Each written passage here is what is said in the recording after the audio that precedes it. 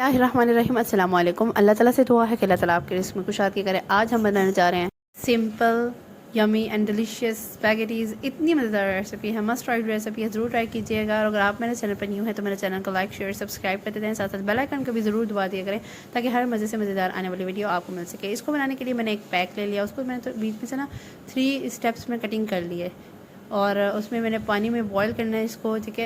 1.5 serving spoon आपने घी add कर देना है ताकि जो ना इससे ये होता है कि आपकी ना जो है ना वो खुली खुली खड़ी खड़ी रहती है, मतलब जुड़ती नहीं आपस में।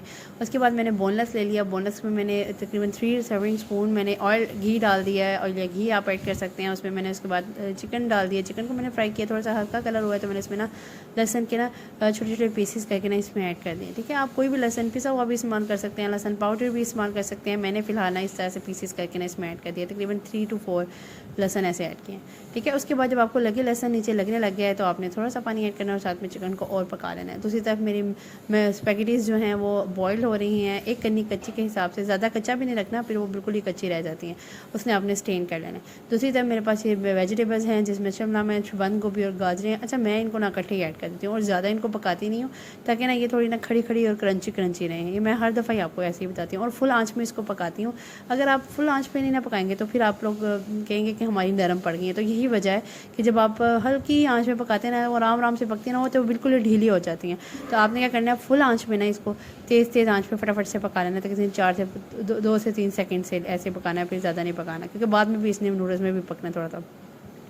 सोया सॉस, सिरका 2 serving spoon soya sauce, 2 serving spoon सिरका, 1 टेबल स्पून इसमें नमक ऐड कर दिया। ज़्यादा नमक नहीं ऐड कर देना क्योंकि इसमें हमने स्पैगेटीज़ में भी डाला है, उस हिसाब से आप एडजस्ट कर लीजिएगा according to your taste salt, ठीक है।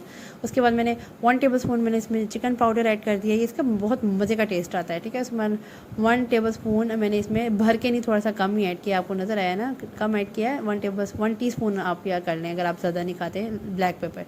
इस तरह से मैंने ये सिंपल से मेरे इंग्रेडिएंट्स है, इन इंग्रेडिएंट्स से इतनी मज़े की रेसिपी बनती है ना, मस्ट ट्राई रेसिपी होती है और बहुत मज़ा आता है, बच्चे बहुत शौक से खाते हैं। मैंने क्या क्या ऐड किया, लहसन घी में ऐड किया, उसके बाद मैंने चिकन को फ्राई कर लिया, पहले चिकन को फ्राई किया, उसके बाद लहसन ऐड कर दिया, थोड़ा सा कलर चेंज हो गया, फिर सोया सॉस, सिरका, नमक, काली मिर्च और साथ में मैंने इसमें ना नमक, काली मिर्च और साथ में चिकन पाउडर ऐड कर दिया, ठीक है। इन सब चीज़ों को ऐड करने के बाद आपने बिल्कुल लास्ट में ना ये मैक्रोनी से ऐड कर देनी है। अच्छा, अगर आपको लग रहा है कि आपकी मैक्रोनी जुड़ गई है थोड़ी सी, तो आपने क्या करना है, डालने से 5 मिनट पहले ना आपने इसको ना अच्छे से पानी से वॉश कर लेना है। वॉश करने के बाद देखिएगा आप सारी की सारी मैक्रोनी आपको खुल जाएगी। ये भी मैंने आपको एक हैक दे दिया, ठीक है।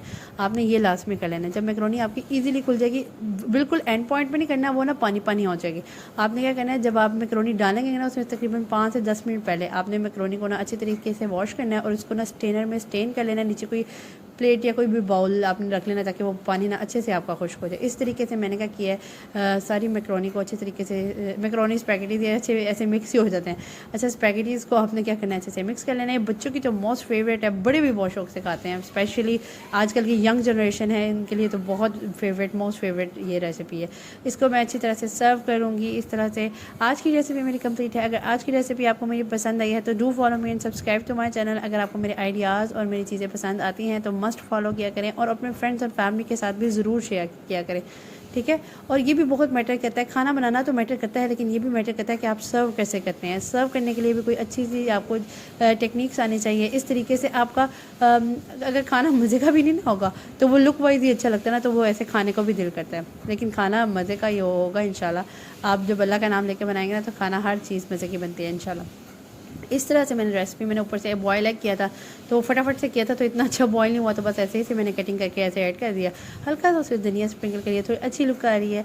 आज की रेसिपी अगर आपको मेरी पसंद आई है तो मस्ट फॉलो कीजिएगा। नेक्स्ट वीडियो तक के लिए अल्लाह हाफ़िज़।